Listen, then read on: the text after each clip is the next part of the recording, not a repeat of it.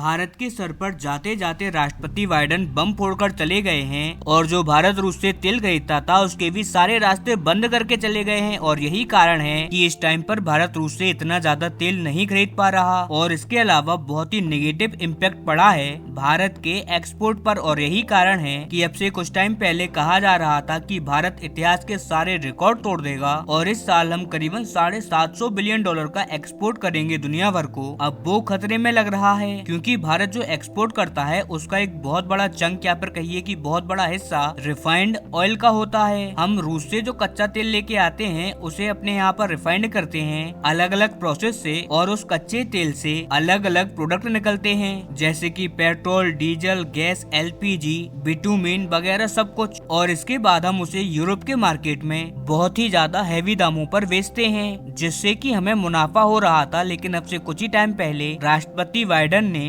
हमारे उस रूसी कच्चे तेल की सप्लाई पर रोक लगाने का काम किया है, इनफैक्ट कहिए कि कट लगाने का काम किया है। लेकिन दोस्तों उससे पहले अगर अभी तक आपने इस चैनल को सब्सक्राइब नहीं किया है तो आपसे विनम्र निवेदन है कि आप इस चैनल को सब्सक्राइब कर नोटिफिकेशन बेल को ऑन कर लीजिए और वीडियो को लाइक कर दीजिए। चलिए हम वीडियो में वापस आते हैं। जिससे कि लग ऐसा रहा था कि हमारे एक्सपोर्ट बहुत ही ज्यादा तेजी से डिप होंगे जिससे कि हमें बहुत ज्यादा नुकसान देखने को मिलेगा। और यही कारण है कि भारत का जो एम है $750 बिलियन एक्सपोर्ट करने का वो हम अचीव ना कर पाए। 680 या फिर मैक्सिमम 700 तक हम जा पाएंगे। लेकिन अब यहाँ पर तो पूरा का पूरा मामला ही उलट चुका है। दरअसल भारत का जो फाइनेंशियल ईयर है वो स्टार्ट होता है 1 अप्रैल से। मान लीजिए कि जो 2024 से 25 का साल है वो स्टार्ट हुआ था 1 अप्रैल 2024 से और खत्म होगा आने वाली 31 मार्च 2025 को।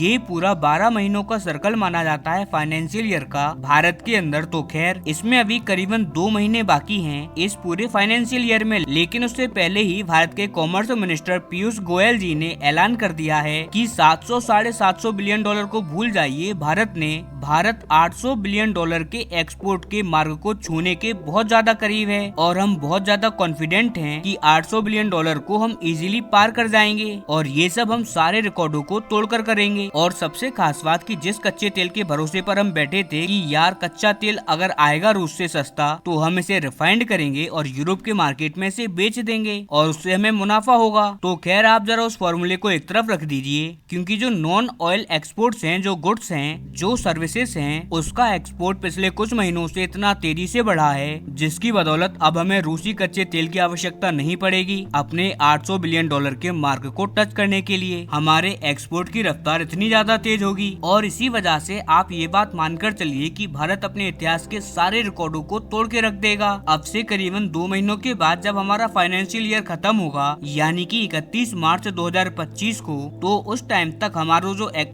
पर हमारा जो एक्सपोर्ट होगा वो 800 बिलियन डॉलर के ऐतिहासिक आंकड़े को पार कर चुका होगा। और आप यकीन मानिए ये बहुत ही ज्यादा ह्यूमंगस अचीवमेंट होगा भारत के लिए क्योंकि 800 बिलियन डॉलर बहुत ही ज्यादा बड़ा आंकड़ा है। दुनिया में करीबन 160 ऐसे देश हैं जिनकी टोटल जीडीपी भी इतनी नहीं है। हमारा एक्सपोर्ट इस साल उन देशों की जीडीपी से ज्यादा होगा और इसीलिए ये भारत के इतिहास में एक स्वर्णिम अचीवमेंट मानी जाएगी। और इतना ही नहीं, भारत के लोगों का जो सबसे बड़ा सपना है कि भारत एक दिन $1 ट्रिलियन का एक्सपोर्ट करे, तो ऐसे में वो सपना भी आने वाले 1 से 1.5 सालों में पूरा हो सकता है। लेकिन ऐसा नहीं है कि हमने इस साल अपने आंकड़े अचीव कर लिए तो अगली साल ये हमारे लिए आसान होगा क्योंकि हमारी अगली साल के लिए सबसे बड़ा राह में रोड़ा है डोनाल्ड ट्रंप, जो कि भारत के एक्सपोर्ट को रोकने की पूरी कोशिश करेंगे। क्योंकि आप जानते ही होंगे कि इस साल भारत का अकेले अमेरिका को एक्सपोर्ट 70 से 80 बिलियन डॉलर का होता है। और अब आप ही जरा सोच लीजिए कि ये कितना बड़ा आंकड़ा है।